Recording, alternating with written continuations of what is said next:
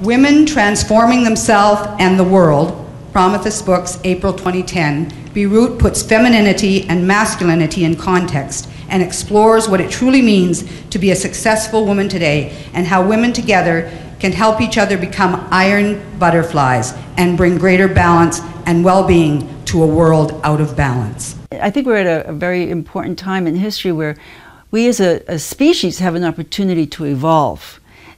But if we stay unconscious, we also can devolve.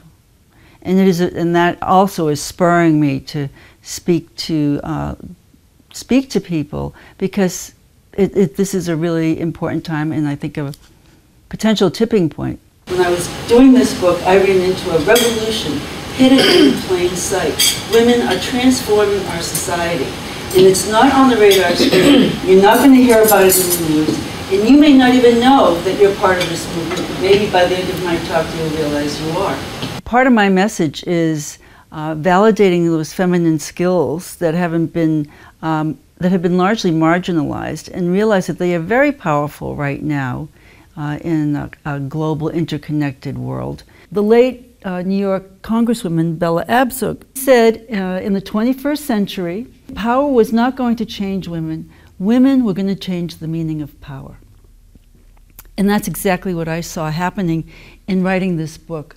I saw women transforming the meaning of power from power over to power with and for others. And in this way, they are midwifing a new era of cooperation and collaboration, and with the possibility of really changing and transforming our society from one based on domination, power over, to one based on cooperation, power with and for others.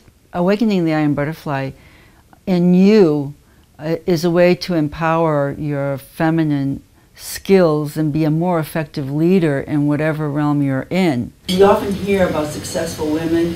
Once they're successful, well, here we hear the struggles that they went through in order to be successful. And that really, I think it really helps all of us to identify and resonate and learn from each other in a different way. So I interviewed 60 women from 8 countries, former Prime Minister of Canada, Kim Campbell, Barbara Kingsolver, the novelist and environmentalist, Jody Williams, the Nobel Peace Laureate for landmines, Pat Mitchell, former CEO of PBS, lawyers, judges, doctors, nurses, teachers, educators, CEOs, entrepreneurs, artists, dancers. So here I have all these interviews with these women, and I ask myself the question, well, what do they share in common? And the answer that I got really surprised me. And so I knew that I could really trust this finding, because I didn't go in there with the hypothesis. It was sort of, what do I see here that's common? And it was how they dealt with vulnerability in themselves and in others. People who are connected to their vulnerability are more willing to collaborate, because you see your interconnection and interdependence to other people. You know you don't stand alone or fall alone. If you're not connected to your vulnerability, then you don't need anybody. You just bark out orders. You don't need to work with anybody.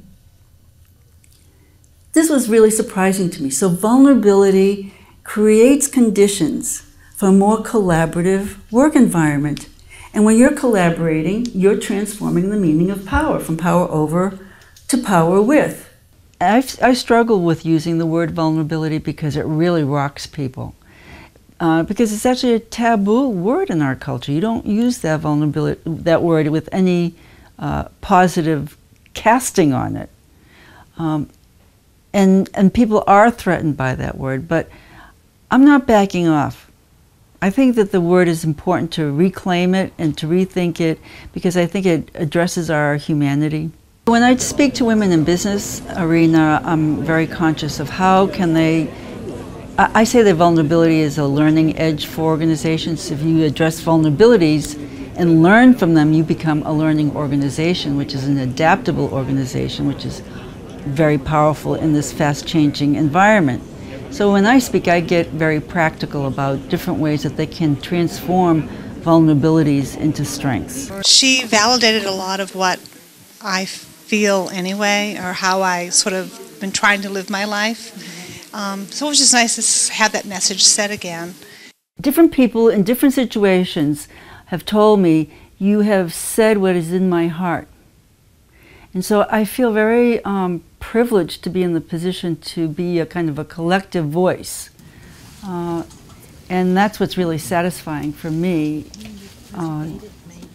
because it is validating something very deep in people, a goodness in people, I think, a hope in people to be the best they can be, and to be fully engaged in their lives in the world.